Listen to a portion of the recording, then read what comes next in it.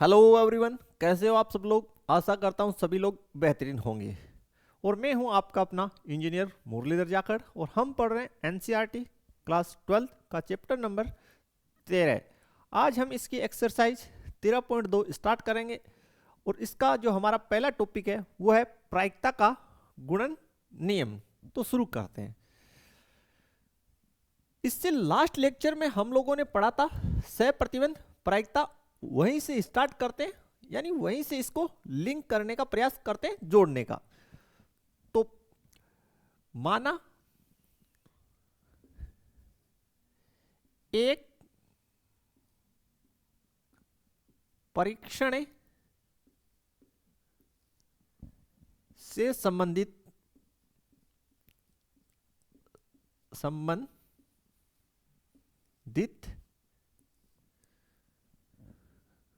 कुल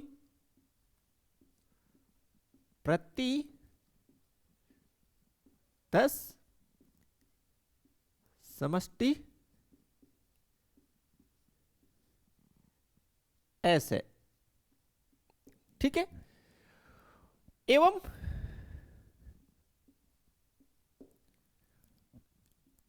इससे संबंधित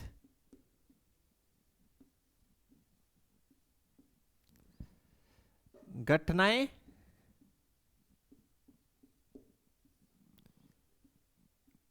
ई व एफ है। तो उस स्थिति में स्टूडेंट हम इसको कैसे लिखते थे सह प्रतिबंध के रूप में, वो हम लोग पहले देखते हैं। तो देन हम इसको लिखते थे पी ई बटा एफ। देखिए ई बटा एफ का मतलब ये है कि जो घटना एफ है वो पहले घटित हो चुकी है, उसके पश्चात जब घटना एफ घटित हो चुकी है तो ई के घटित होने की प्रायिकता क्या है, यानी तो इसको हम लोग लिखते थे सह प्रतिबंध की कंडीशन से पी ई इंटरसेक्शन एफ बट्टे पी एफ, ठीक है। इसके अलावा हम इसको इस प्रकार से भी लिखते थे।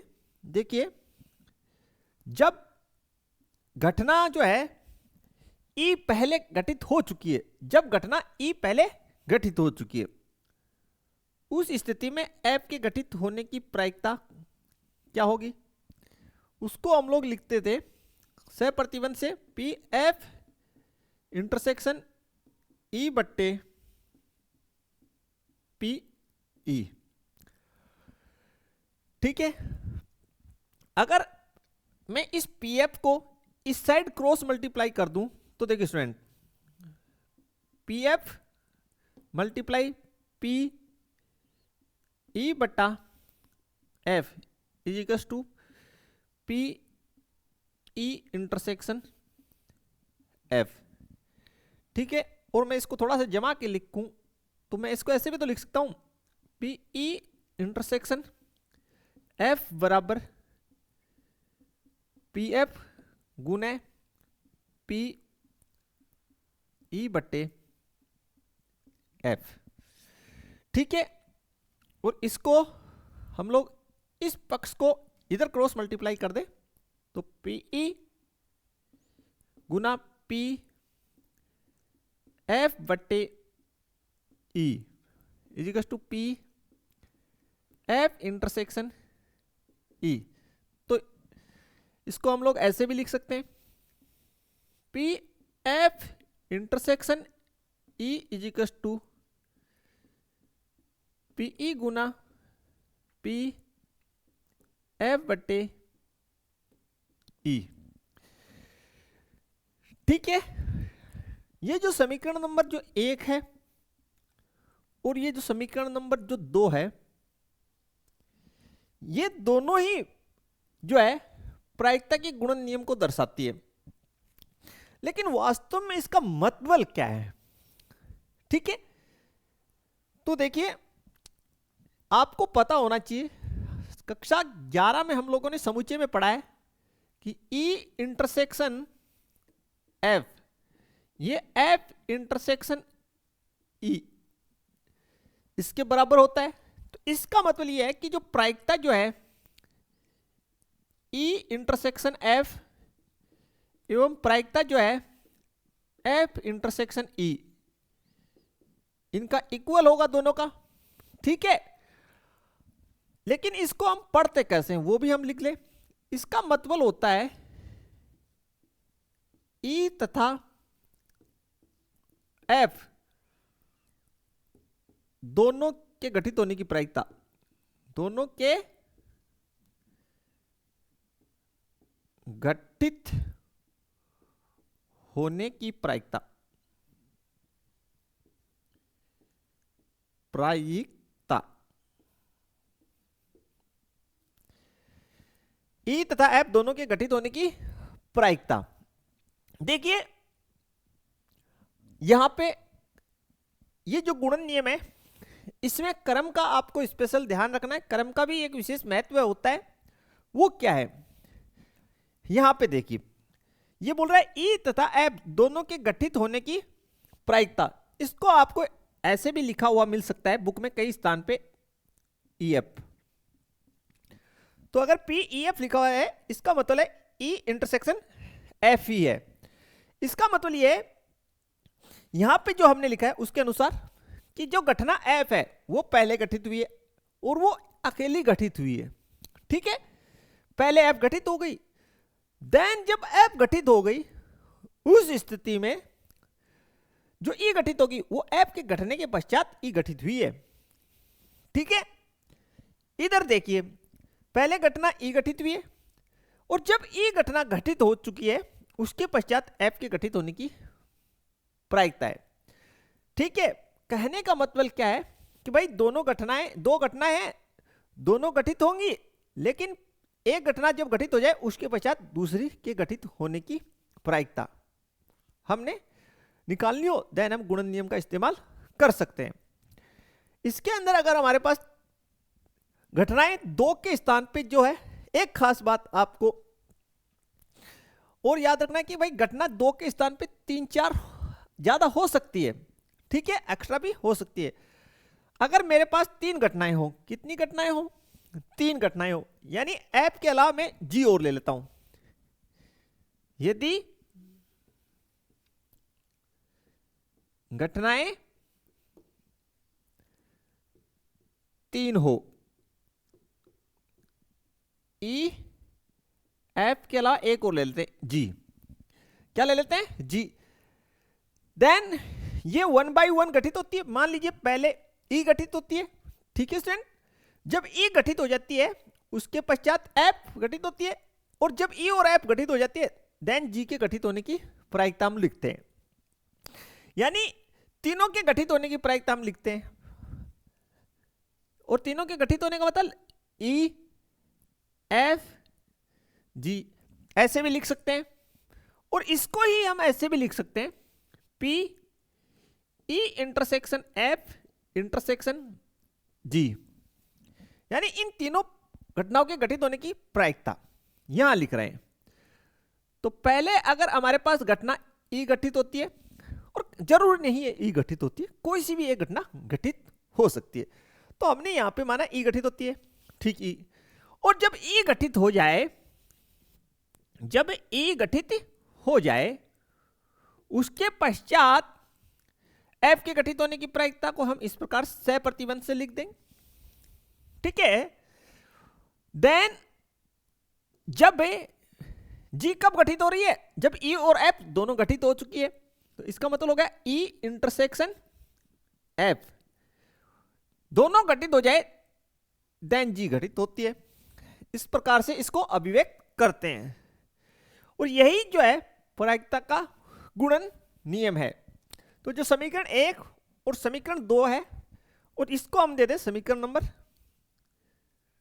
3, ये तीनों के तीनों जो समीकरण है प्रायिकता के गुणन नियम को प्रदर्शित करते हैं। तो हम यहां पे एक छोटा सा लाइन लिख देते हैं, समीकरण 1 समीकरण 2 व 3 प्रायिकता के गुणन नियम को प्रदर्शित करते हैं, यहां लिख देते हैं प्रदर्शित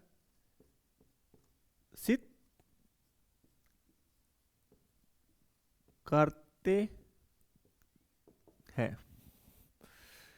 तो खास बात क्या है स्टूडेंट यहां पे कि जो प्रायिकता का गुणन नियम है ये किससे लिंक है, ये सह प्रतिबंध से ही लिंक है, यानी उसी से जुड़ा हुआ है। लिंक होने का मतलब है जुड़ा होना, उससे संबंधित होना। तो बिल्कुल हल्का सा फिर से रिवाइज कर लेते हैं। हम लोगों ने सह प्रतिबंध के अंदर किसी परीक्षण पे हम परिचर्चा करते हैं, उसके कुल प्रतिशत समिष्ट तो ऐसे होते हैं, और इस परीक्षण से जो भी परीक्षण हम ले, जैसे सिक्के को 2 बार उछालना, 3 बार उछालना, 5 से को उछालना, ये हो गया परीक्षण। आज उस परीक्षण से संबंधित 2 घटनाएं हमारे पास यू है, एफ है। देन हम सह प्रतिबंध के रूप में ऐसे भी लिख सकते हैं और ऐसे भी। बस डिफरेंस क्या है, यहां पे अब घटना एफ घटित हो चुकी है और यहां पे घटना ई घटित हो चुकी है। जब एफ घटित हो चुकी है उसके पश्चात ई घटित होगी, और यहां पे पहले ई घटित हुई है देन एफ घटित हो रही है। इस पर हम चर्चा पहले भी कर चुके हैं। और ई इंटरसेक्शन एफ का मतलब है ई तथा एफ दोनों, और भी हो सकता है, और शब्द का भी इस्तेमाल हो सकता है, ई और एफ दोनों तथा, या ई तथा एफ दोनों। ठीक है, यहां पे क्रम का आप जरूर ख्याल रखें, और वो कैसे रखना है वो अभी हम क्वेश्चंस लेंगे, देन आपको पता चल जाएगा स्टूडेंट। देखिए फर्स्ट क्वेश्चन हम स्टार्ट करते हैं।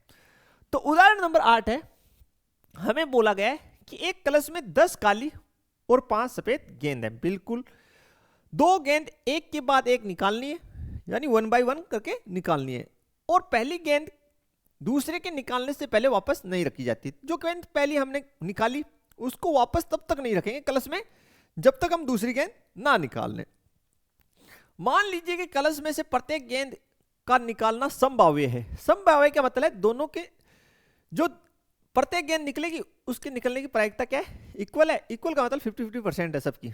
संभाव्य यानी अगर 2 इवेंट उनके घटित होने की प्रायिकता इक्वल हो और इक्वल में भी 50-50% हो, देन ही संभाव्य होता है।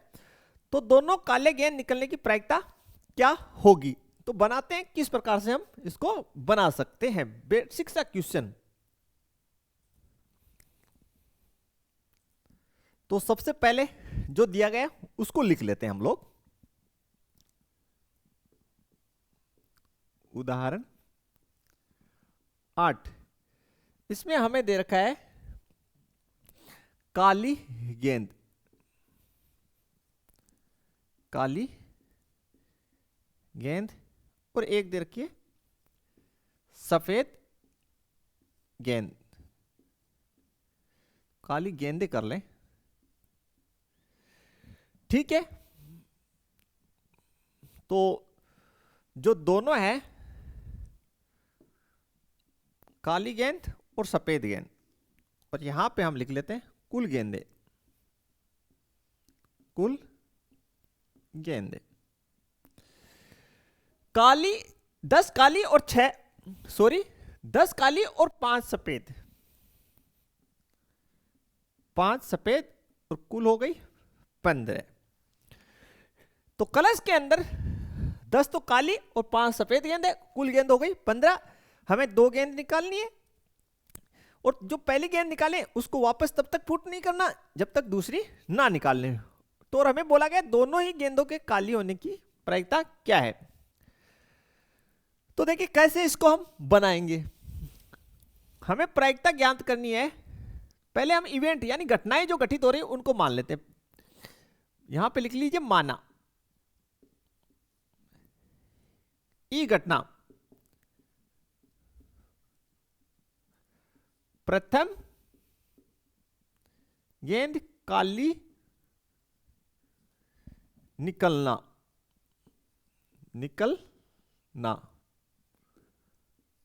और जो एफ घटना है उसकी जगह लिख लीजिए दूसरी गेंद काली निकलना। ठीक है स्टूडेंट, इसका मतलब यह है कि हमें प्रायिकता ज्ञात करनी है ई तथा एफ दोनों गेंदों के काली निकलने की। ठीक, तो देखिए सबसे पहले अब इसको हम कैसे लिख सकते हैं, पीई यानी पहली गेंद काली निकली है। ठीक, दूसरी बात, और दूसरी गेंद भी काली निकलेगी, दूसरी गेंद भी काली निकले, लेकिन कब, जब पहली गेंद काली निकल चुकी हो उस स्थिति में दूसरी गेंद भी क्या निकले, काली। ऐसा हमने लिख दिया।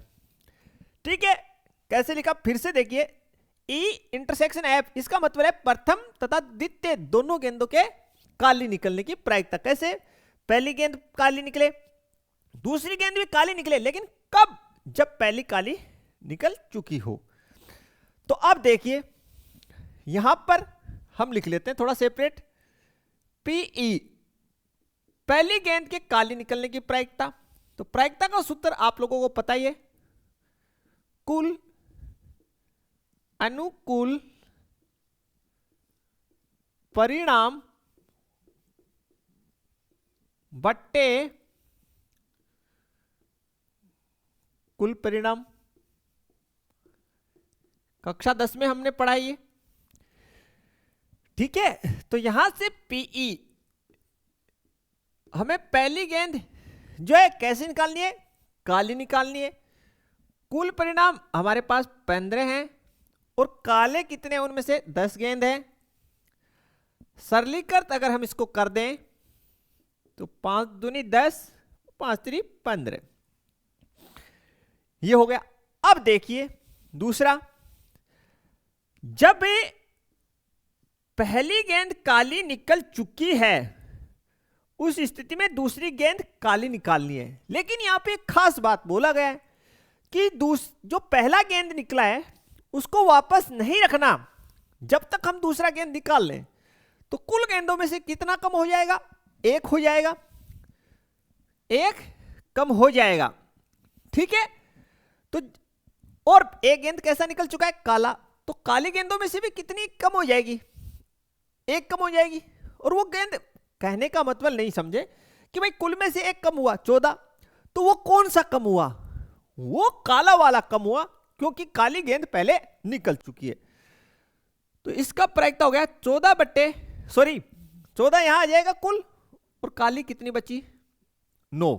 कैसे, फिर से देखिए, जब काली गेंद निकल चुकी है उस स्थिति में पुनः काली निकलने की प्रायिकता, तो एक गेंद जो हमने निकाल ली वापस डाली नहीं, तो कुल बची 14, और वो कौन सी कम हुई, वो काली में से कम हुई, तो काली अनुकूल कितनी है, 9। ठीक है, इन दोनों के वैल्यू आप यहां पुट कर दीजिए, 2/3 गुना 9/14, काटेंगे 3 से, इसको काट दीजिए 9 को, 3 बार, 2 से 14 को काट दीजिए तो 7। ये आपका आंसर आ जाएगा ई इंटरसेक्शन एफ, ये आपका आंसर हो जाएगा 3/7। यानी पहली व दूसरी गेंद दोनों के काली निकलने की प्रायिकता होगी 3/7। काफी अच्छा क्वेश्चन, समझने लायक क्वेश्चन था, आप लोग इजीली बना सकते हैं। बढ़ते हैं नेक्स्ट क्वेश्चन की तरफ। एग्जाम्पल नंबर 9 यानी उदाहरण नंबर 9 हमारे पास, हमें अपने पास कुल ताश के जो पत्ते हैं वो है 52। हमें बोला गया है कि ताश के कुल 52 पत्ते हैं। ठीक है, उनमें से 3 पत्ते खींचे जाते हैं यानी निकाले जाते हैं बिना प्रतिस्थापन किए, यानी जो 3 पत्ते हम निकाल रहे हैं उनको वापस नहीं रखेंगे। पहले 2 पत्ते बादशाह और तीसरा पत्ता इक्का होने की प्रायिकता हमें ज्ञात करनी है। तो हम लोग क्या करेंगे, यहां पे 3 घटनाएं यानी इवेंट हम मान लेंगे। पहला इवेंट हम मान रहे हैं, पहला पत्ता बादशाह निकलना, निकलना। और एफ घटना हम मान रहे दूसरा पत्ता बादशाह निकलना। ठीक है। एंड जी जो है उसे हम मान रहे तीसरा पत्ता इक्का निकलना।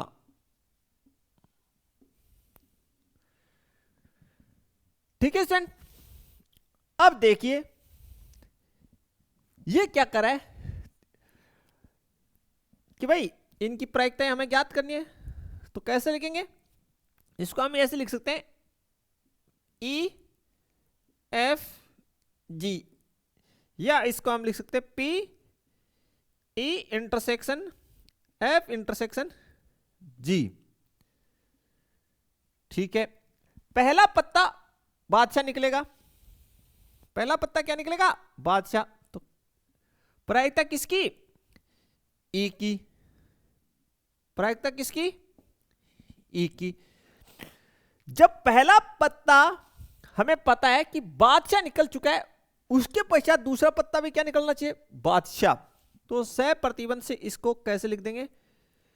जब पहला पत्ता बादशाह निकल चुका है उस स्थिति में दूसरे पत्ते के बादशाह निकलने की प्रायिकता। ठीक है, आगे हमें बोला गया है कि तीसरा पत्ता क्या निकलना चाहिए भाई? तीसरा पत्ता निकलना चाहिए इक्का। लेकिन कब? जब हमें पता है कि पहला पत्ता एवं दूसरा पत्ता जो है वो बादशाह निकल चुके हैं, उस स्थिति में तीसरे पत्ते के इक्का निकलने की प्रायिकता। तो ऐसा हमने लिख दिया गुणन नियम से। ठीक, अब हम सबकी प्रायिकताएं अलग अलग निकाल लेते हैं, फिर यहां पुट कर देंगे। तो पहले पीई, पहले पत्ते के बादशाह निकलने की, तो कुल परिणाम 52, उनमें से बादशाह 4, सरलीकृत किया तो 1/13। दूसरा, जब पहला पत्ता बादशाह निकल चुका है उस स्थिति में दूसरे पत्ते के भी बादशाह निकलने की प्रायिकता। अब हमने वो पत्ता वापस नहीं मिला है उन 52 पत्तों में, तो कुल पत्तों में से कितना कम हो गया? 1 कम हो गया, यानी 51 पत्ते। और वो एक पत्ता किसका कम हुआ? वो बादशाह का कम हुआ। तो बादशाह कितने बचे? 3 बचे। ठीक है, सरलीकृत कर लें तो 1 3 एकम 3 3 एकम 3 3 7 21 17 3 51। अब आगे देखिए, अब हमें बोला गया है, यह हमें पता है ऑलरेडी कि पहला और दूसरा पत्ता जब बादशाह निकल चुके हैं उसके पश्चात हमें इक्का निकालना है, तीसरा पत्ता। तो कैसे लिखेंगे? सह प्रतिबंध से पहला तथा दूसरा, यानी पहला पत्ता बादशाह और दूसरा पत्ता भी बादशाह निकल चुके हैं, उसके पश्चात तीसरा पत्ता हमें इक्का निकालना है। तो देखिए कितने पत्ते कुल में से कम हो गए? 2 पत्ते बचे 50। अब हमें वो 2 किसके कम हुए? वो 2 बादशाह के कम हुए, और निकालना क्या है? इक्का। इसका मतलब लिखिए तो कितने? 4 हैं। सरलीकृत करेंगे तो 2 दूनी 4 और 2 से काटा तो ये 25। ठीक है, इन तीनों मानों को यहां पुट कर देते हैं। तो देन देखिए 1/13 गुने 1/17 गुने 2/25 गुना कर लेंगे इनको, तो ऊपर का पक्ष तो 2 आ गया, नीचे का करते हैं मल्टीप्लाई। 13 और 17 को कर लीजिए गुना, 7 21 की 1 हासिल 2, 7 और 2 9, और ये हो गया 13, 12 का 2 221। 221 को किससे कर दें? 25 से। तो 25 एकम 25, 25 एकम 25, हासिल 2, 25 दूनी 50, 50 और 2 52, 5, 25 दूनी 50, 50 और 5 55। ठीक है भाई, कहीं गुना में गलती ना हो जाए। 25 एकम 25 और 2 हासिल, 25 दूनी 50, 50 और 2 52, तो 2 हासिल 5, 25 दूनी 50, 55, 55 25, 55 25। ऐसे ना हो कहीं करा कराया सवाल लास्ट में कैलकुलस जो है हमारी कमजोर हो, यानी कैलकुलेशन बिल्कुल वीक हो। आहा, होती है यार। चिराग तले अंधेरा, ई इंटरसेक्शन एफ इंटरसेक्शन जी। जहां गलती की उम्मीद नहीं होती वहां अक्सर गलतियां हो जाती है। 55 25 ये हमारा आंसर होना है। तो जो है आंसर हमारा आ गया 2/5525 स्टूडेंट। तो काफी अच्छा क्वेश्चन था। बढ़ाते हैं नेक्स्ट क्वेश्चन। तो देखते हैं इसी चैप्टर का क्वेश्चन नंबर 2, गुणन प्रमेय पे ही आधारित क्वेश्चन है। तो हल प्रश्न नंबर 2। हमें बोला गया है कि 52 पत्तों की एक गड्डी में से यादृच्छिक बिना प्रतिस्थापन किए, यानी जो पत्ते निकालेंगे वापस नहीं डालेंगे, 2 पत्ते निकाले गए, दोनों पत्तों के काले रंग का होने की प्रायिकता। तो लिख लिया कुल ताश के पत्ते 52 है, और मान लिया घटना ई, पहला पत्ता काला निकलना, और जो घटना एफ मानी है उसको हम लिख देंगे दूसरा पत्ता काला निकलना। ठीक है स्टूडेंट। अब आपको भली बात ही पता है कि 52 में से काले जो होते हैं वो 26 काले और 26 लाल। तो देखिए कैसे निकलेंगे, दोनों पत्ते लाल निकलेंगे, यानी ई इंटरसेक्शन एफ। इसका मतलब हो गया कि दोनों पत्ते ई तथा एफ दोनों के काला निकलने की प्रायिकता।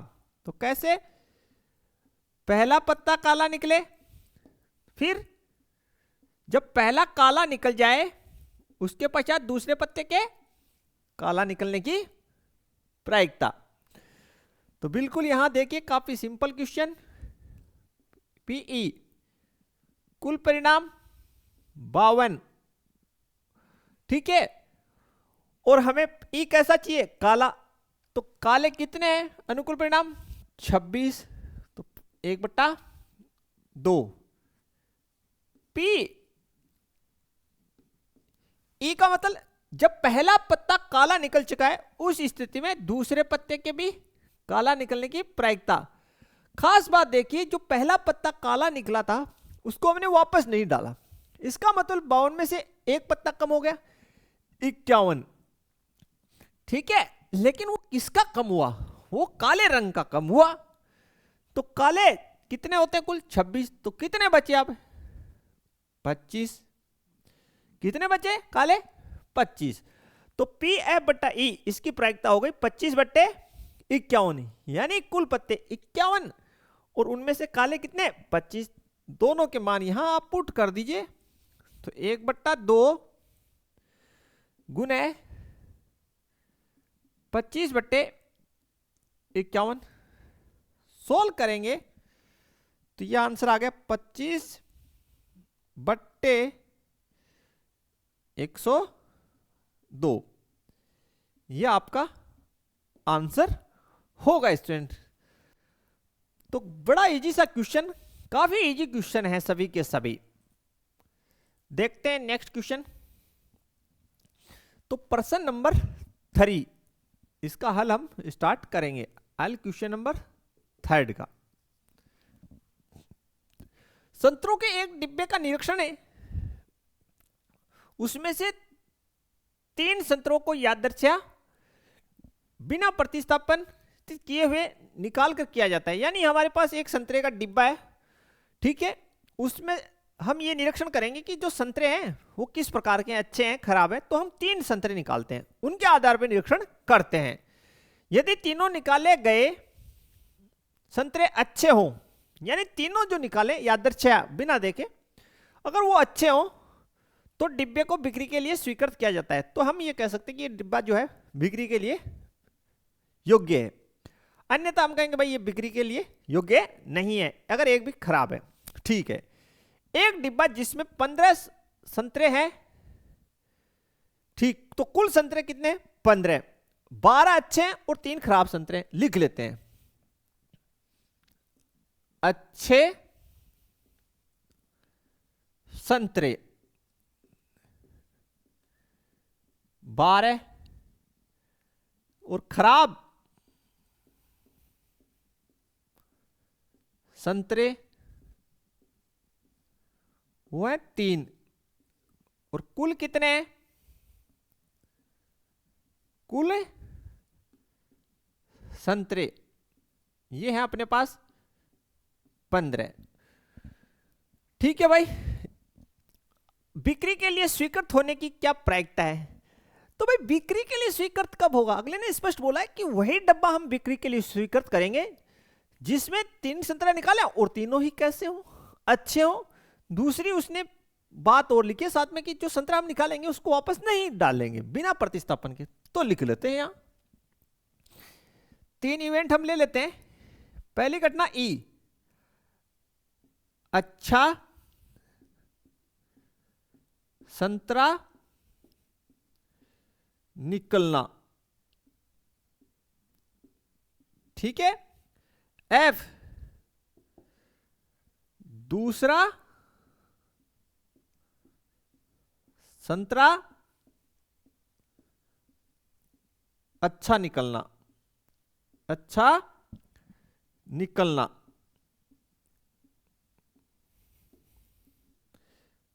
तो यहां पे थोड़ा सा ऐसे लिख दीजिए, प्रथम संतरा अच्छा निकलना, प्रथम संतरा संतरा अच्छा निकलना। तो सेंटेंस अच्छा लगेगा, है ना। प्रथम संतरा अच्छा निकलना, दूसरा संतरा अच्छा निकलना, और ये जी जो है उसको ले लेते हैं तीसरा संतरा अच्छा निकलना, तीसरा संतरा अच्छा निकलना। ये 3 घटनाएं हमने ली है, ठीक है भाई। तो किस प्रकार से लिखेंगे? P E intersection F intersection G. अब घटनाएं किस प्रकार घटित होगी? पहले हम एक संतरा निकालेंगे, ठीक है, जो कैसा निकलना चाहिए? अच्छा। तो प्रथम संतरा अच्छा निकलना उसको किस देश से है? घटना ई से, ठीक है। अब इसको हम वापस नहीं डालेंगे, ठीक। तो दूसरा संतरा क्या निकलना चाहिए? अच्छा। लेकिन कब? जब पहला संतरा अच्छा निकला है उस स्थिति में दूसरा संतरा अच्छा निकलना चाहिए। यानी पहली जो घटना है ई वो घटित हो चुकी है।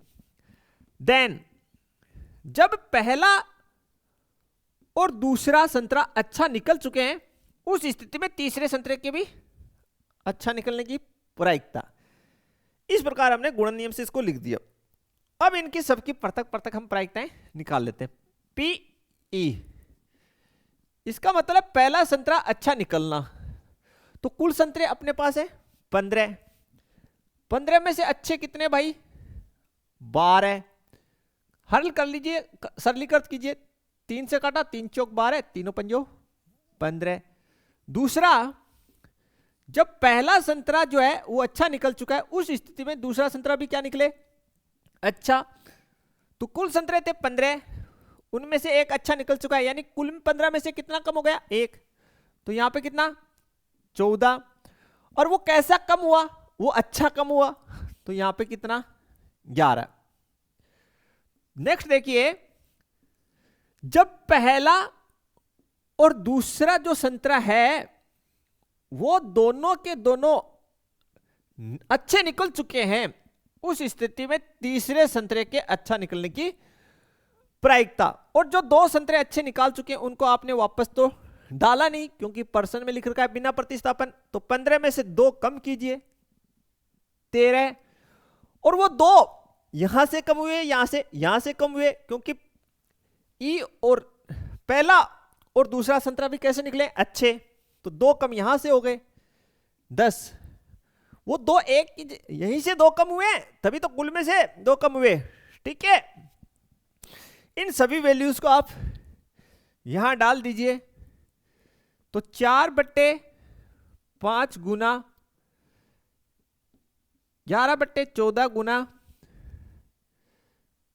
10/13। ठीक है भाई, अब देखिए इनको सरलीकृत करते हैं। तो इसको 2 से काटा 5, इसको 2 से काटा 7, ठीक है, और 5 से 5 कैंसिल, तो 11 चौक 44, 11 चौक 44, ठीक है, और 13 को 7 से गुना कर दीजिए, 7 21 का 1 हासिल 2, 7 और 2 13 7 91। ठीक है, तो हमारा जो आंसर आना चाहिए वो आना चाहिए 44/91। यह आंसर हमें प्राप्त होना चाहिए 44/91। तो बढ़िया क्वेश्चन एकदम से।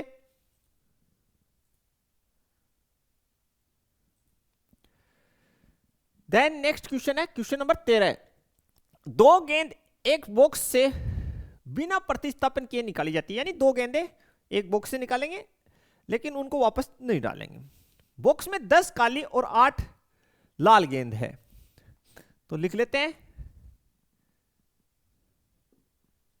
काली गेंदे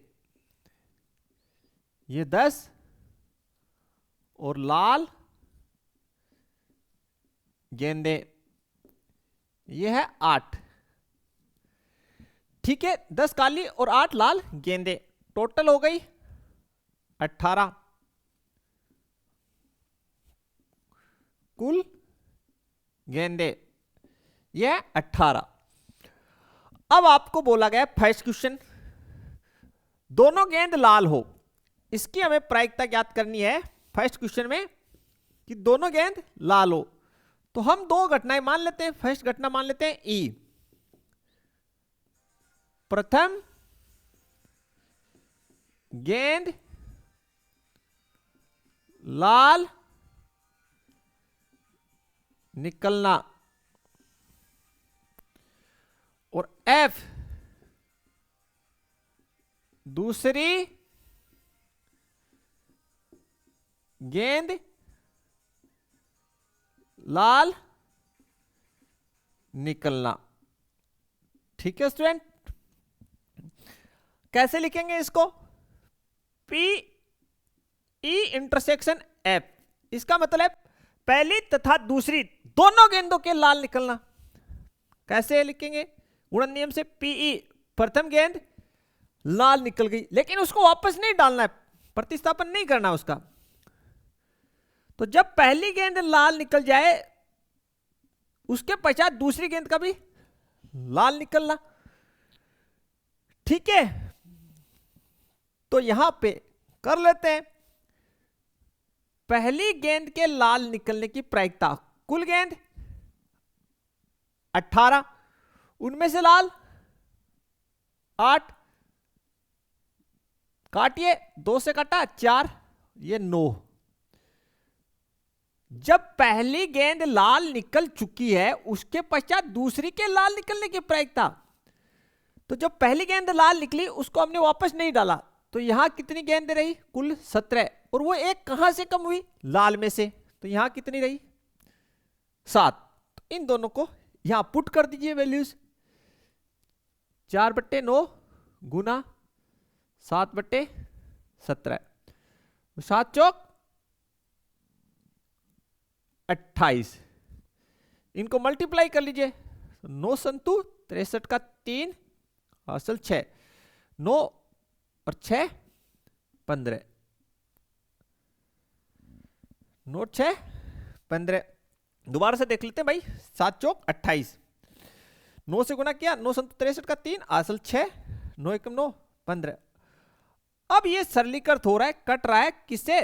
3 से कट रहा है? नहीं कट रहा, और किसी राशि से भी ये नहीं कट रहा, तो आंसर हो जाएगा 28/153। 28/153। देखते हैं इसका सेकंड भाग, देखते हैं इसका पार्ट जो है सेकंड पार्ट इसका, हम लोग सेकंड पार्ट। इसमें बोला गया प्रथम काली और दूसरी लाल हो, तो मान लीजिए ई घटना प्रथम काली तथा प्रथम काली गेंद निकलना। तो जो पहली गेंद है प्रथम काली गेंद निकलना,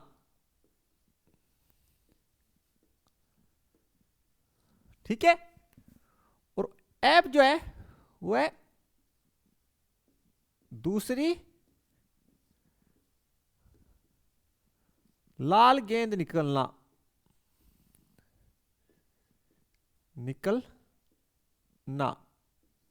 ठीक है भाई। एक बच्चे का कमेंट आ रहा है, सर बुक में जो है, जो बुक है उसमें बिना प्रतिस्थापन नहीं दे रखा, ये दे रखा है प्रतिस्थापन के साथ। तो देखते हैं भाई, अगर ऐसा है तो हमसे टाइपिंग में मिस्टेक हो गया होगा, देख लेते हैं एक बार। बुक मेरे पास है और क्वेश्चन नंबर 13 हम देख लेते हैं। 2 गेंद बिना प्रतिस्थापन किए निकाली जाती है। बिल्कुल भाई, बिना, बुक में जो एनसीईआरटी है उसमें दे रखा है बिना प्रतिस्थापन किए, कि प्रतिस्थापन नहीं करना है, बिल्कुल ऐसा ही दे रखा है। बोल रहा है सर एनसीईआरटी का उत्तर नहीं मिल रहा। हाँ भाई, बिल्कुल नहीं मिल रहा, क्योंकि वो उत्तर तभी आएगा जो एनसीईआरटी के आंसर है, वो जब अगर हम ऐसे प्रतिस्थापन करके निकालें।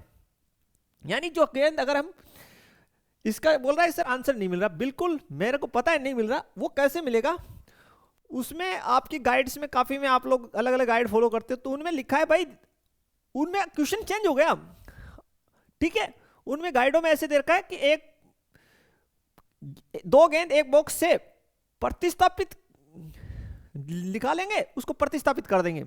तो उस स्थिति में प्रतिस्थापित कर देंगे, तो उस स्थिति में पहली जगह तो जो प्रोबेबिलिटी है लाल निकलने की वो तो 4/9 ही रहेगी, लेकिन जो निकाली उसको वापस डाल दी, तो उस स्थिति में कुल गेंद तो कितना रहा बालकों? यहां पे कुल गेंद तो कितना रहा? 18 ही रहा, और फिर वही लाल निकलना, तो 8/18, इसका मतलब 4/9, ठीक है। तो उसका भी 4/9 हो गया। नहीं समझे? अगर हमने तो एज इट इज रह गया भैया, प्रतिस्थापन कर दिया वापस, तो इसका भी दूसरी गेंद का भी लाल निकलने का, तो कुल गेंद तो कितनी? 18, और लाल कितनी? 8, तो वही 4/9, 4/9 गुना होगा 4/9 गुना 4/9, देख लो कैसे होगा। तो 4 चौक 16, 16/81, 16/81, ऐसा उसमें हो रहा है। हम लोग बिल्कुल 16/81 आंसर आ रहा है कई जगह। तो भैया ये मैंने जो किया वो एकदम एग्जैक्ट किया है। ये 16/81 जब आएगा जब हम प्रतिस्थापन के साथ डालें, बोल को वापस प्रतिस्थापित कर दें, तो उसमें आंसर पे ना जाएं भाई आप, काफी मिस्टेक्स हैं आंसर में, उसमें आप लोग ना जाएं, क्योंकि बोल रहे हैं बच्चे कमेंट करके कि सर एनसीईआरटी जो है उसका थर्ड का आंसर जो है 16/81 आ रहा है। मुझे भी पता है, अब या तो आप क्वेश्चन में चेंज करो आंसर मिलाने के लिए, या आंसर में चेंज करो। तो मैंने क्वेश्चन एजीटीजी रख लिया, अपना आंसर 28/153 सही है अगर हम बिना प्रतिस्थापन के निकालते हैं, और अगर हम प्रतिस्थापित करके निकालते हैं देन 16/81। ठीक है, दोनों मैंने बता दिया है, लेकिन मैं इस क्वेश्चन को बिना प्रतिस्थापन के करूंगा। ठीक है, तो कहीं आपकी दिक्कत नहीं होनी चाहिए। एनसीईआरटी का आप या तो क्वेश्चन में चेंज करो, आंसर मिलाना है, या फिर आंसर में चेंज करो, एक जगह तो करना पड़ेगा। तो देखते हैं, प्रथम गेंद काली निकलना, तो P E इंटरसेक्शन F कैसे लिख सकते हैं? प्रथम गेंद काली, इसका मतलब प्रायिकता PE। दूसरी गेंद कैसे निकलनी चाहिए? लाल। कब? जब पहली कैसे, हमें पता है कैसे निकल चुकी है, काली निकल चुकी है, उस स्थिति में दूसरी कैसे निकले? लाल। तो देखिए कैसे हो जाएगा, यहां बना लेते हैं। पहली गेंद लाल निकलने की प्रायिकता, तो कुल तो भाई कितनी है? 18, और 18 में से लाल कितनी है? 8। तो ठीक है, काटा तो 4/9। अब एक गेंद हम पहले से कम कर चुके हैं, उसको प्रतिस्थापित हम कर नहीं रहे, जो कैसी निकली चुकी है? लाल। सॉरी, प्रथम गेंद काली निकलवाई है, ठीक है, और दूसरी गेंद हमें कैसे निकालनी है? लाल निकालनी है। तो जब प्रथम गेंद काली निकल चुकी है, दूसरी गेंद कैसे निकले? लाल। ठीक है, दोबारा से देख लीजिए, हमने प्रथम गेंद काली निकलना ई से लिखा है, और दूसरी गेंद लाल निकलना एफ से लिखा है। क्लियर? फॉर्मूला हमने ड्राइव कर लिया। ई का मतलब प्रथम गेंद काली निकलना, कुल गेंद 18 और काली गेंद कितनी है भाई? 10। तो यहां पे बिल्कुल मिस्टेक हुआ है, तो 10 कीजिए यहां पे। ठीक है, 2 से काटिए, 2 पंजे 10, और 2 से काटा तो 9, 5/9। ठीक भाई, कुल गेंद 18, काली गेंद 10। जब पहली गेंद आपकी काली निकल चुकी है, उस स्थिति में दूसरी गेंद लाल निकलनी, तो कुल गेंद तो कम हो गई ना एक, वो तो कितनी रहेगी? 17। लेकिन वो किस में से कम हुई? वो या काली में से कम हुई, तो लाल तो 8 ही है। तो लाल कितना है? 8। दोनों वैल्यूज यहां रख दीजिए, तो 5/9 गुने 8/17, 8 पंजो 40, और 17 को 9 को मल्टीप्लाई कीजिए, 9 संतु 63 का 3 हासिल 6, 9 और 6 15, तो ये हो गया 40/153। ये आपका आंसर स्टूडेंट।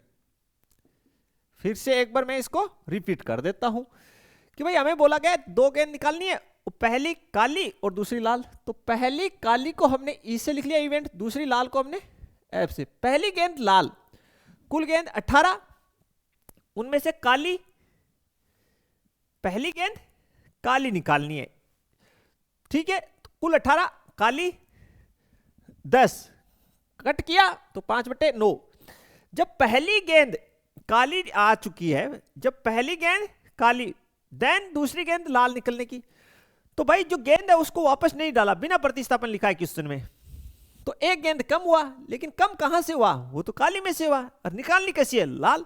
तो लाल कितनी है? 18, सॉरी 8, लाल कितनी?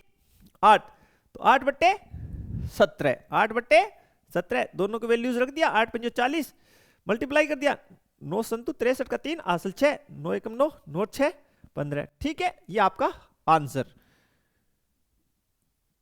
इसी का थर्ड पार्ट है, ठीक है, उसमें बोला गया एक काली और एक लाल। देखिए स्टूडेंट, एक काली और एक लाल, यहां पे खास बात क्या रहने वाली है? बिल्कुल हम इसको लिख लेते हैं, मान लेते हैं घटना ई, काली गेंद निकलना, निकलना, और एफ जो है वो है लाल गेंद निकलना, लाल गेंद निकलना।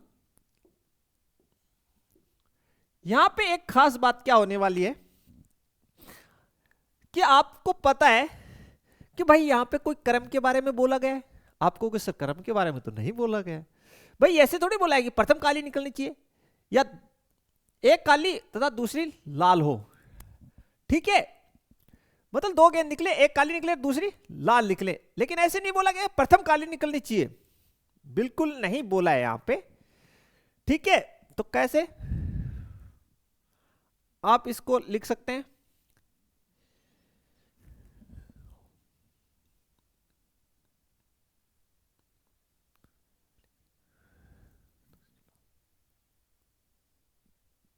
एक काली तथा दूसरी लाल हो, एक काली एक लाल हो, दूसरी लाल होगी तो भैया ये तो फिर पहला ही क्वेश्चन बन गया।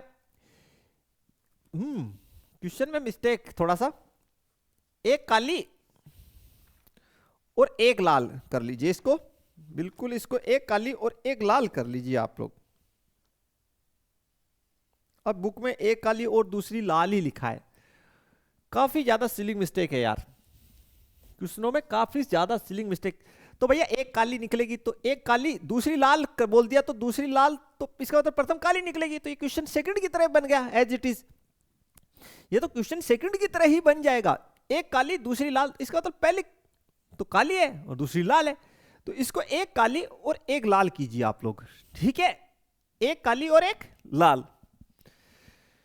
कैसे करना है, क्वेश्चन क्या करना है, वो आपको चेंज क्या करना है, एक काली और एक लाल, थर्ड में ये क्वेश्चन कर लीजिए आप, एक काली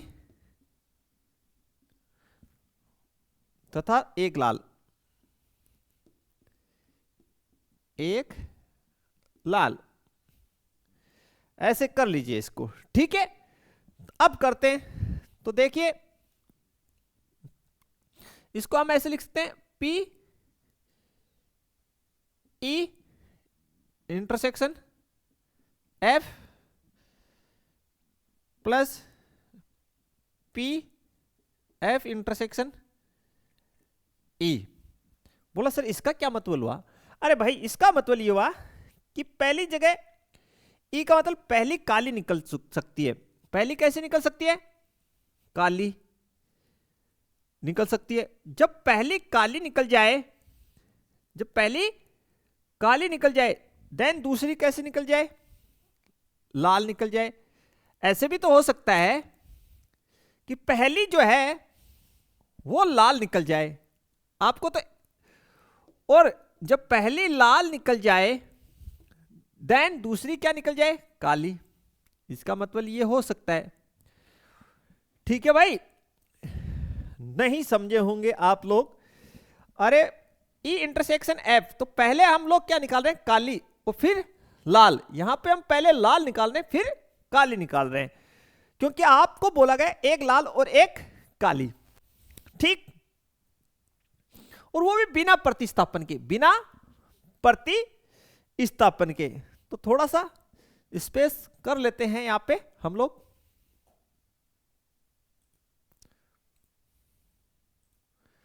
तो देखिए नेक्स्ट, पीई का मतलब हुआ काली गेंद निकलना, तो काली गेंद निकलने की प्रायिकता, काली कुल गेंद 18 और काली कितनी 10, तो 10/18। जब पहली गेंद, ई का मतलब हमने लिया काली, जब काली निकल चुकी है तो कुल में से एक कम कर दीजिए, कितना 17, उस स्थिति में दूसरी कैसे निकलनी चाहिए, लाल, तो लाल का कोई फर्क नहीं पड़ेगा 8 रहेगी वो तो, प्लस पहली गेंद एफ का मतलब लाल निकलना, तो कुल गेंद 18 और लाल कितनी 8। जब पहली गेंद लाल निकल चुकी है, यानी लाल में से एक कम कर दो, ठीक है, और कुल में से भी एक कम, तो ये हो गया 17। जब पहली गेंद लाल निकल चुकी है दूसरी गेंद के काली निकलने की, तो काली में से कम हुई नहीं, ठीक है। सरलीकृत कर लेते हैं इनको थोड़ा सा,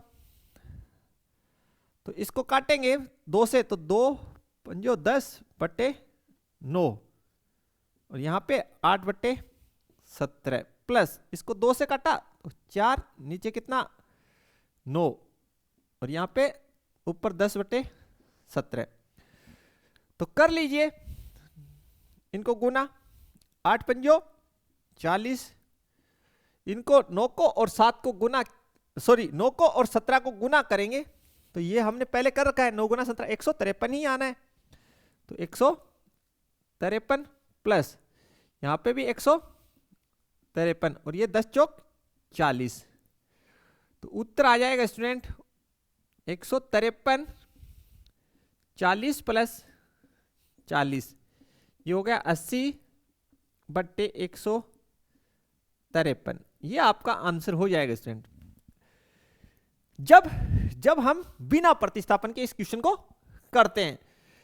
अब नेक्स्ट जो क्लास होगी उसमें मैं इसको प्रतिस्थापन के साथ भी आपको करवा दूंगा, निश्चिंत रहें। जो लोग उत्तर मिलाना चाहते हैं वो उत्तर कैसे मिलेगा वो हम मिला देंगे, ठीक है, एनसीईआरटी का। तो जब हम इस क्वेश्चन को प्रतिस्थापन के साथ करेंगे देन आपके तीनों क्वेश्चंस के पार्ट फर्स्ट, सेकंड और थर्ड का आंसर मिल जाएगा, निश्चिंत रहें। बाकी ये सही है क्योंकि एग्जाम में जो है बिना प्रतिस्थापन के और प्रतिस्थापन के दोनों में से आ सकता है। तो देखते हैं नेक्स्ट क्वेश्चन, इसका क्वेश्चन नंबर 17। यदि एक पासे का एक जोड़ा उछाला जाता है, जोड़े का मतलब उसमें जोड़ा कितने का होता है 2 का, ठीक है, ये तो आपको पता ही होना चाहिए, यानी 2 पासे उछाले गए बिल्कुल। तो प्रत्येक पासे पर समअभाज्य संख्या प्राप्त करने की प्रायिकता निम्न में से क्या है। बिल्कुल इजी सा क्वेश्चन बनाते हैं स्टूडेंट इसे। तो देखते हैं किस प्रकार से बनेगा। हल 17। तो कुल प्रतिदश सम्मिश्र देखिए यहां पे, प्रति 10 समष्टि, ये आपके कितने होंगे।